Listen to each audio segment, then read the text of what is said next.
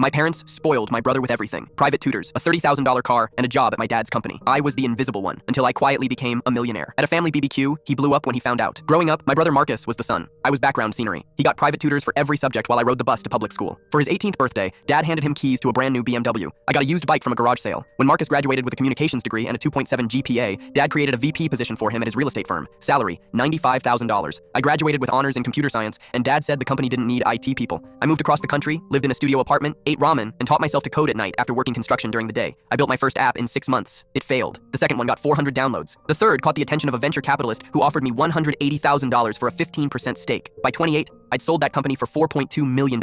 I kept quiet, lived simply, and reinvested everything. No one in my family knew because they never asked what I did. They just assumed I was scraping by. Last month, I flew home for my nephew's birthday BBQ. Marcus pulled up in a leased Porsche, talking loudly about closing deals. Mom gushed over him while Dad slapped his back. I parked my 8-year-old Honda in the street and carried in a gift nobody acknowledged. Halfway through burgers, Marcus started complaining about money. The company's struggling. Dad won't give me a raise. My mortgage is killing me. Dad nodded sympathetically. These are tough times for everyone, son. My Aunt Linda, who'd been watching me quietly all afternoon, suddenly spoke up. How are you doing, sweetheart? Everyone went silent. They'd forgotten I was there. I'm good, I said. Work's been solid. Marcus laughed. Still doing that computer stuff? Dad says there's no real money in it. Actually, I said, staying calm, I do all right. Marcus smirked. What, like 60K? 70K if you're lucky? I took a sip of water. A bit more than that. Dad waved his hand dismissively. Let's not compare careers. Marcus is in a real profession. That's when my aunt set down her plate. Real profession? Do any of you actually know what he does? Silence. Mom blinked. He works with computers. Aunt Linda shook her head. He sold his last company for $8.3 million.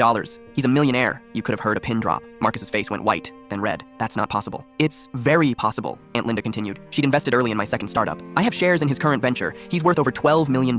Mom's fork clattered. Dad stared at me like I was a stranger. Marcus stood up, knocking his chair over. You've been rich this whole time and never said anything. Never helped us? You never asked, I replied. In 15 years, not one person asked how I was doing. You assumed I was failing. This is unbelievable, Marcus shouted. Family helps family. You let us struggle. The same way you let me struggle when I was eating 99-cent meals while you complained about which luxury car to lease. His jaw clenched. Dad found his voice. We could have used that money. The business has been hemorrhaging cash for 2 years. And you never once called me, I said. Not for help, not for advice, not to say hello. Mom tried damage control. We're still family. We've always loved you equally. Aunt Linda laughed. Don't insult him. I've watched you favor Marcus since they were children. That's when she dropped the bomb. And maybe someone should tell Marcus the real reason Dad started that VP position. Marcus turned to her. What's that supposed to mean? Aunt Linda looked at Dad. Tell him, or I will. Dad's face turned ashen. Linda, don't. Tell me what, Marcus demanded. The VP position wasn't created for you, Aunt Linda said quietly. It was a settlement. Your father lost $300,000 in a real estate deal involving your mother's brother. He promised your uncle he'd take care of his only nephew, you, as repayment for the debt. You weren't hired because you were gifted. You were hired because your father owed your uncle money, and this was how he paid it back. The color drained from Marcus's face. He looked at Dad, who couldn't meet his eyes. Everything he'd built his identity on, the golden child status, the VP title, the salary, all of it was just debt repayment. Not talent, not potential, a financial obligation. I stood up, thanked my aunt, and walked to my car. Behind me, I heard Marcus asking Dad if it was true, his voice cracking. I never heard the answer. I drove away from that house and realized something important. Being invisible had given me something they'd never have, the freedom to build something real.